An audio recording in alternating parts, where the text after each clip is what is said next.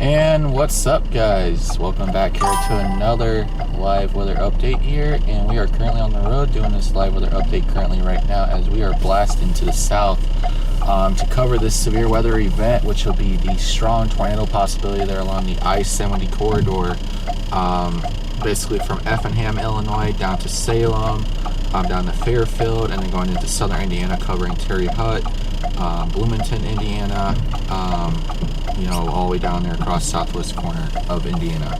So it's going to be targeting near the warm front. The 5% still extends further north towards Champaign, just in case that more moisture does stream further north and overperforms. But there might be the possibility of tornadoes even up towards Champaign.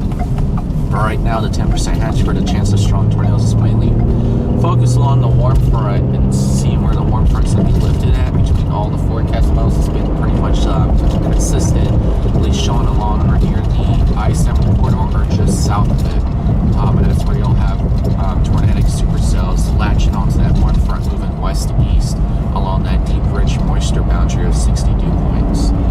So instability should reach up towards. Some models had instability reaching as much as 2,000 km per cross portions of southwest Indiana, and we'll see how that trends. No promises right there, but there is the possibility that instability could reach as high